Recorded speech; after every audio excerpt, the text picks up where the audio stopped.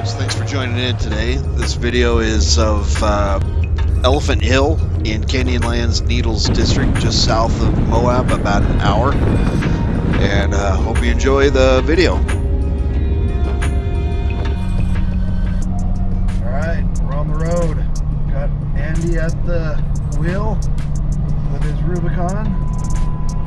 We got Hunter and Travis in the back. Happy to be here.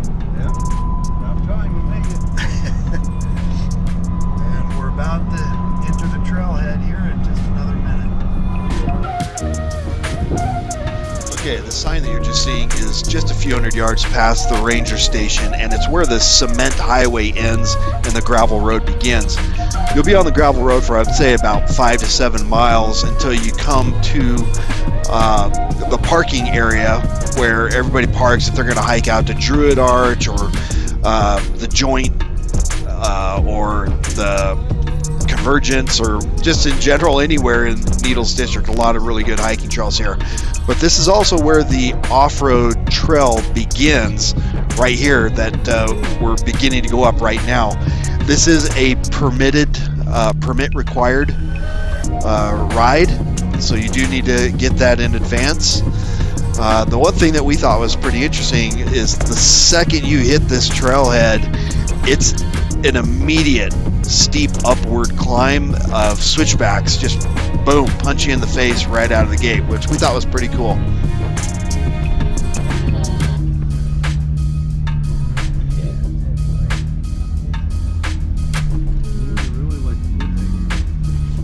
Now this spot right here where you see Chris's Jeep in front of us, it's too sharp to be able to make the turn to go up the next switchback, and so they've carved out like a multi-point turning area just past it so that you can get your vehicle turned around, pointed in the right direction, and head up the next switchback like Chris is doing right now.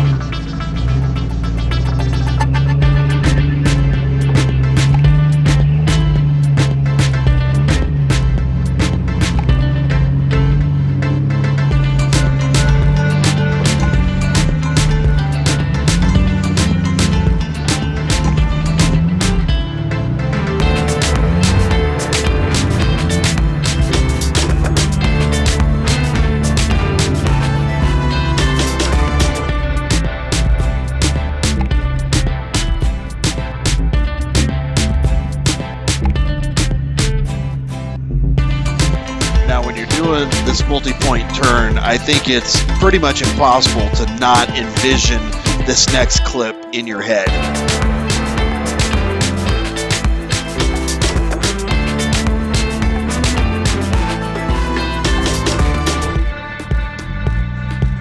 Now, if you're thinking, why is this guy doing so many small multi-point turns?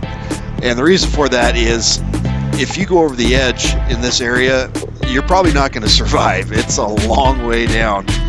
And Andy's Jeep does not have a backup camera, nor does it have a camera up front. So it's kind of hard when you can't see all the way over your hood or what's behind you, and you know it's a long ways down, to not be overly cautious.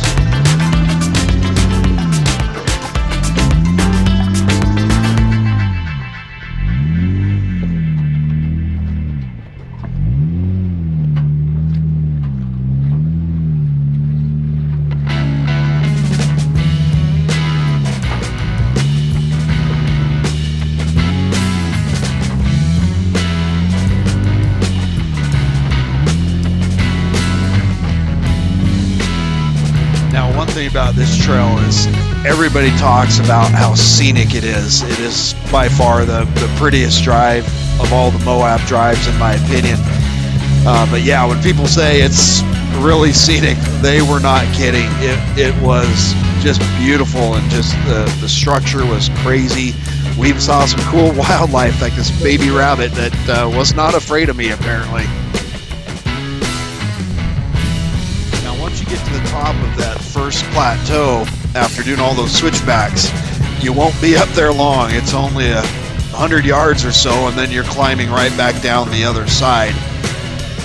But the climb down the other side, especially at the top portion of it, We really enjoyed that. This little section right here was a lot of fun.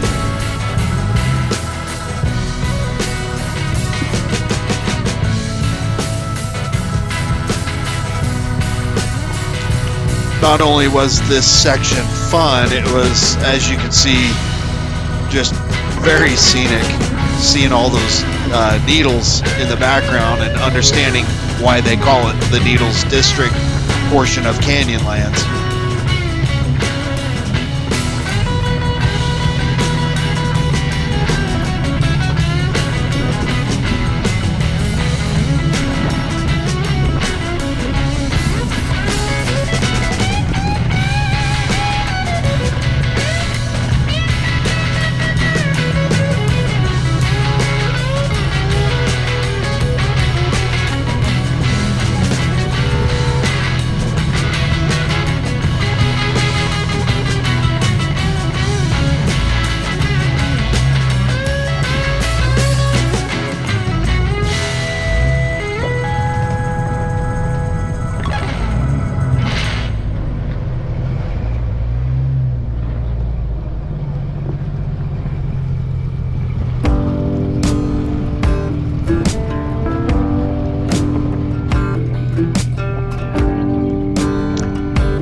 It's crazy how video never does justice for how steep things really are.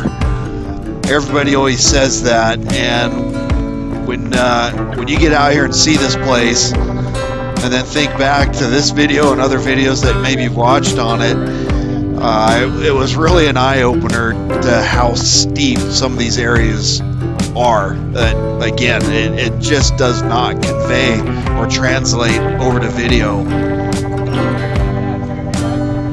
Yeah, just two. Where are you guys from? Salt Lake? Okay.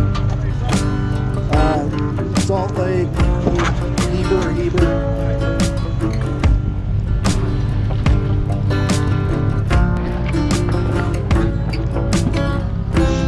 One of the fun things about this trail, and frankly all the trails around the Moab area, is you meet a lot of really cool people, other people that are out four-wheeling or hiking or riding dirt bikes.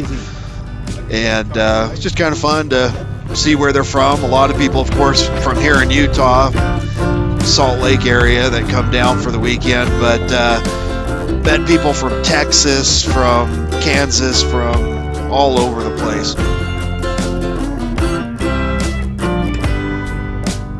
Ooh, that's steeper than it looks like.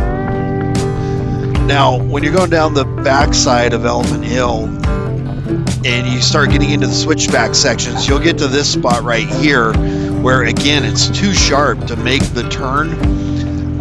Again, video doesn't translate it very well. You might be looking on the video and say, well, that doesn't look that bad or that sharp, but it really is, and you're likely not going to make it.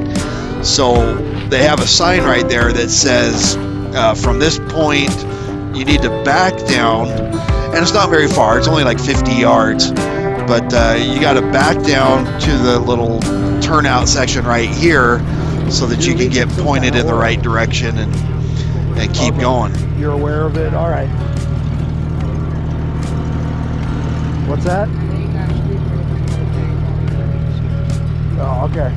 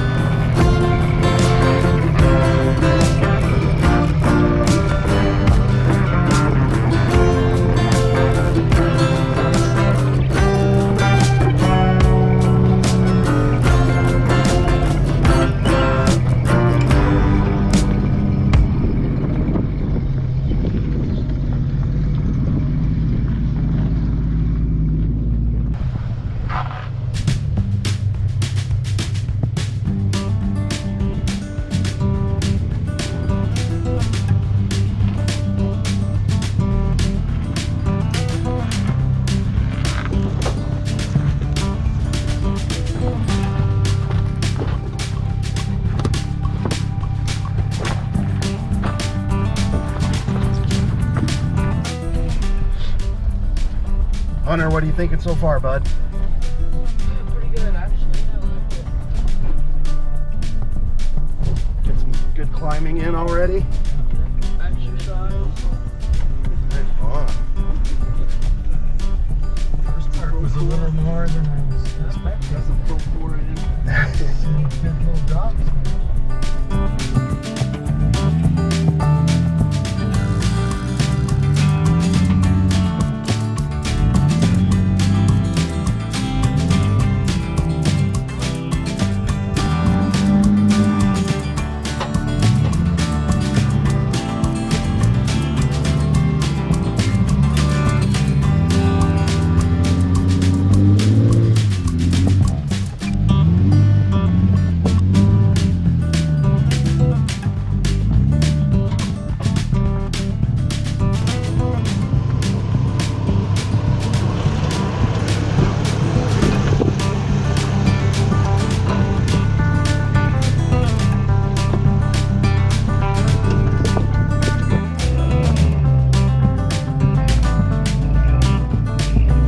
Now this next little section was some of the more challenging part. I mean, it's not necessarily really hard, but what's interesting or challenging about this area is that it's a lot of like little climbs over boulders, but they're just spaced like one after the next, and in a way where you really have to kind of navigate it carefully so that you're not scraping things on the bottom.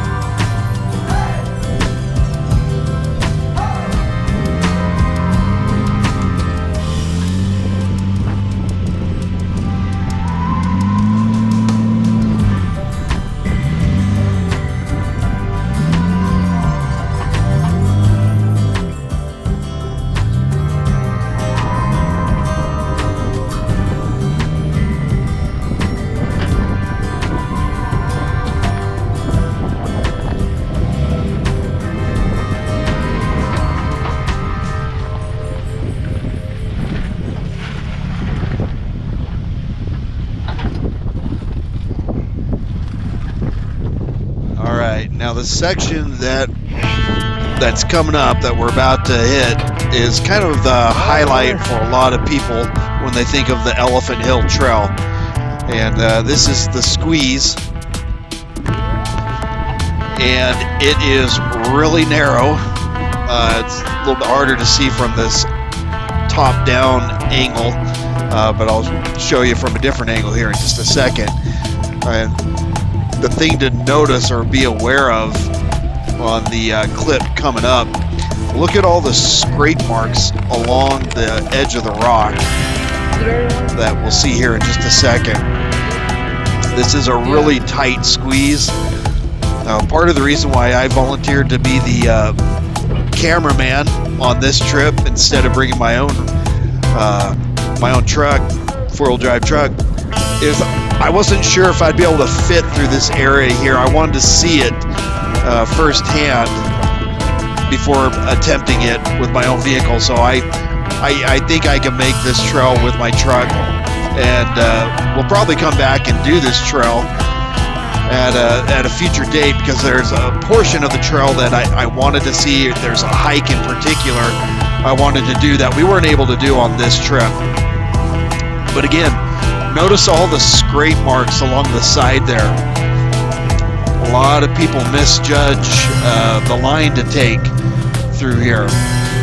Now Chris, coming through right now, he takes a very different line than what I think most people probably do, or certainly different than what Andy chose to take, as you'll see in a minute.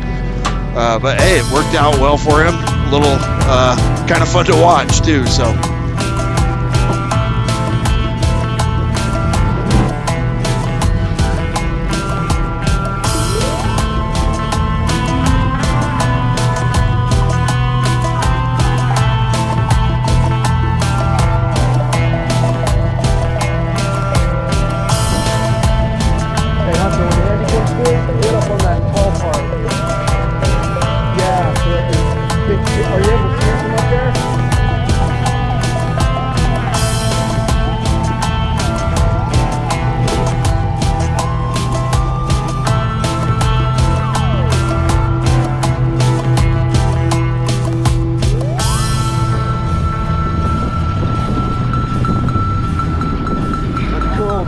Really cool, man.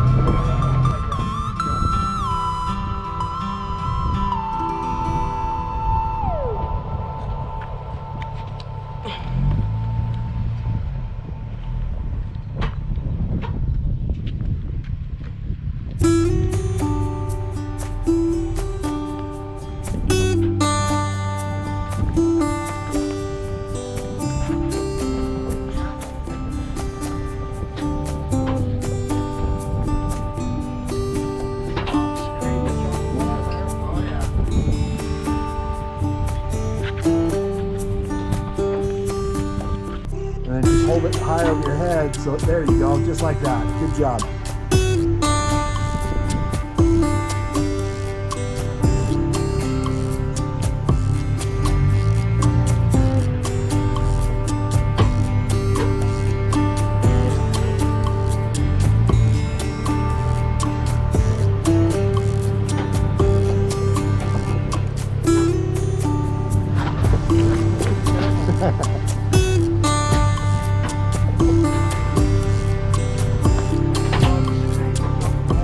Oh yeah.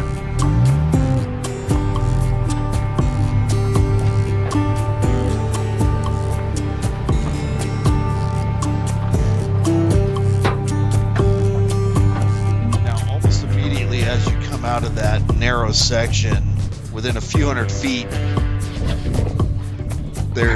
Here's your sand. Hunter really wanted to see sand on the trip. But there's this little rest area right here that I think a lot of people pull over and just take a break, eat lunch. But in this area, if you look closely, you'll see these pictographs, ancient Native American pictographs of bear paws painted up on the wall. Not to be confused with petroglyphs, which are etchings in the wall. Pictographs are the painting. This appeared to be painting.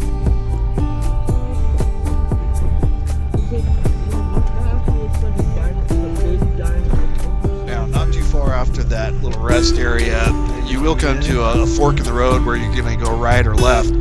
If you go left, you can go down into the joint trailhead area. And if you go right, you can go out to the confluence where the Colorado and Green Rivers meet or intersect. We chose to go out to the confluence. I would have loved to have gone down to the joint trailhead area. In fact, I want to hike that and plan to come back here at some point so that I can. A lot of people call the joint trailhead the maze, and if you ever Google it, you'll understand why they call it that. It looks really interesting, but yeah, we didn't have the energy to hike, even though neither one of them are very long hikes. I think they're both half mile out, half mile back type thing. But it was kind of a warmer day. We didn't want to do that much hiking. We're old. What can I say? So now we're hiking over to the confluence. We got into the road and have a half-mile hike, but got a nice breeze. It cools down a bit. Beautiful weather. The Colorado and Green Rivers converging together into one.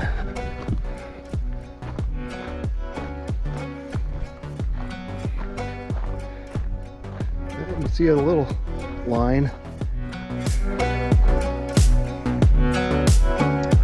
Now, one thing worth pointing out about the Confluence Trailhead parking area, there is a pit toilet there as well as a picnic bench that you can use, so it's good to be aware of those facilities.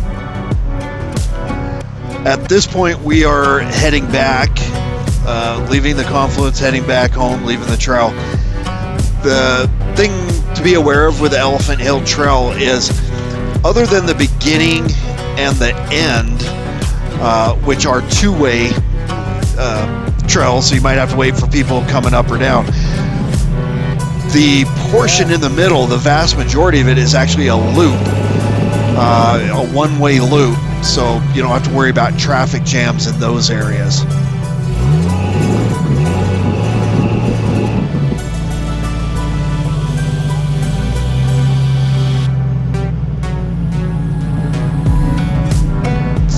Ledge right here that Chris is having some fun with is right at that spot where you have to back down or back up the road because it's too tight to turn that we came through earlier. Well, we're now on our way out, and we're basically at that spot right now. As soon as he gets up this ledge, that's where he's going to turn and go backwards up the road about 50 yards.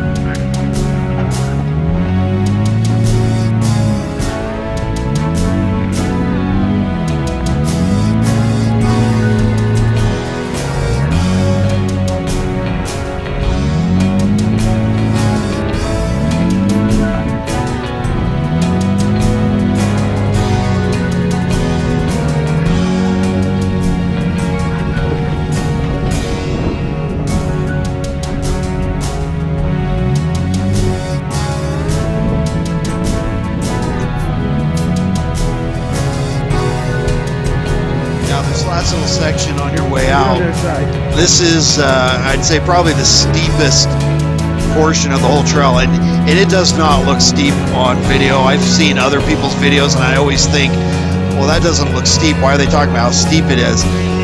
But I'm telling you, when you get here and see this thing in person, like, that'll be the first thought that goes through your head is, holy cow, this is a lot steeper than any of the videos made it look. Chris and Andy both said that this was probably the most fun part, even though it's not really hard per se, just because of how steep it was. They thought this part right here was really fun to drive out.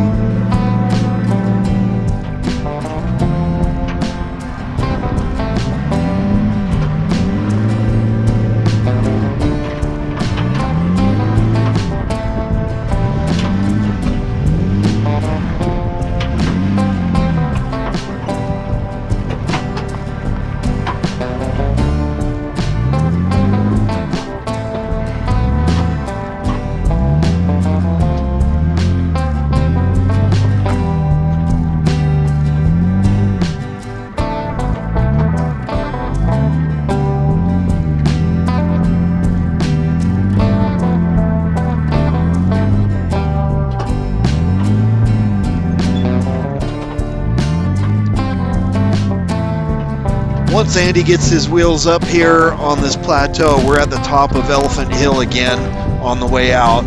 We stopped to have a quick break here, but from here, it's just down the other side, through those switchbacks, doing that Austin Powers multi-point turn again, and then out past the ranger station, drive through Bears Ears National Monument.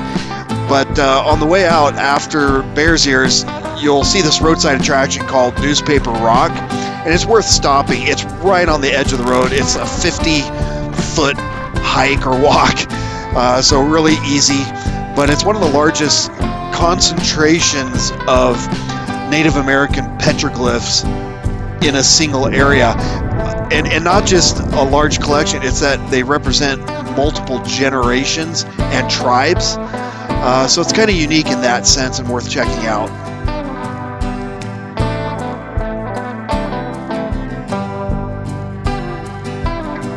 So this is just a photo montage of some of the highlights that I thought turned out pretty well.